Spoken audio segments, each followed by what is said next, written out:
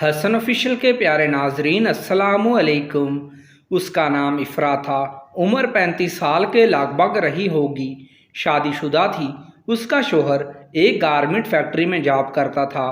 Duty کا حساب کچھ یوں تھا کہ ایک ہفتہ دن اور ایک ہفتہ رات کی ڈیوٹی ہوتی تھی۔ افرا کے یوں تو 3 بچے تھے، لیکن وہ تینوں بڑے آپریشن سے ہوئے تھے، اور بڑے آپریشن کے بعد اکثر عورتوں کے جو حالات ہوتے ہیں کچھ وہی اس کے بھی تھے۔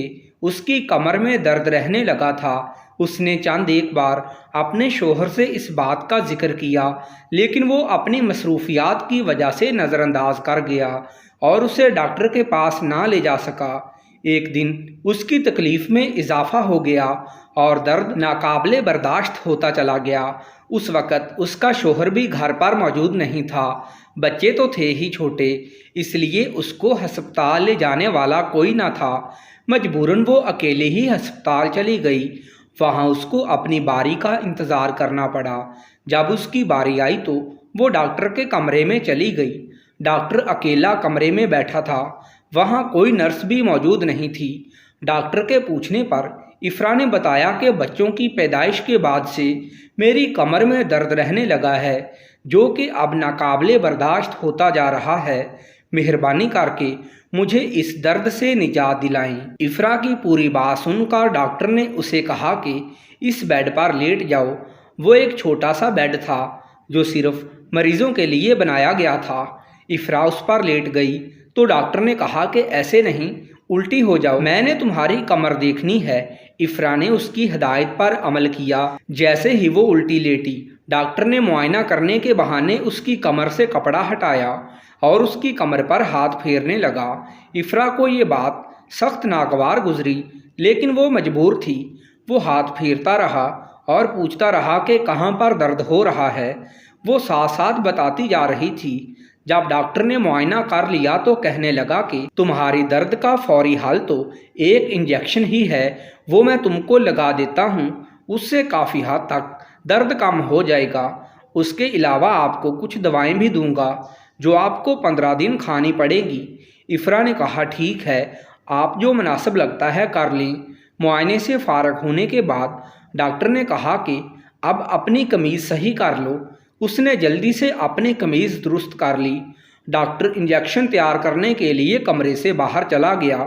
تب تک افرا بیٹھی سوچتی رہی کہ کاش وہ اپنے ساتھ کسی کو لے کر آتی تو بہتر تھا۔ اسے بہرحال ڈاکٹر کا رویہ کچھ اچھا نہیں لگا تھا۔ وہاں کمرے میں کوئی نرس بھی تو نہیں تھی۔ چند لمحوں بعد ڈاکٹر آ گیا۔ اس کے ہاتھ میں تیار شدہ انجیکشن تھا۔ وہ اس نے افرا کے بازو میں لگا دیا۔ اس کا اثر اتنا تیز تھا کہ افرا کا سر گھومنے لگا اور وہ دوبارہ سے اسی بیڈ پر گر گئی۔ اب وہ اٹھنا چاہتی تھی، لیکن اس کا جسم جواب دے گیا تھا۔ وہ دیکھ اور سن تو سکتی تھی، لیکن کچھ کر نہیں سکتی تھی۔ ڈاکٹر کو کھل کر کھیلنے کا موقع مل گیا۔ اس نے کمرے کو اندر سے بند کر لیا اور افرا کے جسم سے اپنی بھوک مٹانے لگا۔ نہ جانے کتنا وقت گزر گیا۔ ذہنی اذیت اس قدر تھی کہ وہ بے ہوش ہو گئی۔ پرس میں رکھے اس کے موبائل پر اس کے شوہر کی کال مسلسل آ رہی تھی۔ ڈاکٹر نے موبائل نکال کر کال سنی اور افرا کے شوہر سے کہا کہ وہ فلاں ہسپتال میں ہے، اس کی کمر میں درد تھا، اس لیے اس کو سکون آور دوا لگائی ہے، اب سو رہی ہے، آپ آ کر لے جائیں۔ اس کا شوہر کام سے چھٹی لے کر جلدی سے آیا اور ڈاکٹر کا شکریہ ادا کر کے افرا کو گھر لے گیا۔ جب اس کی آنکھ کھلی تو وہ اپنے بستر پر لیٹی ہوئی تھی۔ کچھ دیر تو اسے سمجھ ہی نہ آئی کہ میرے ساتھ کیا ہوا ہے۔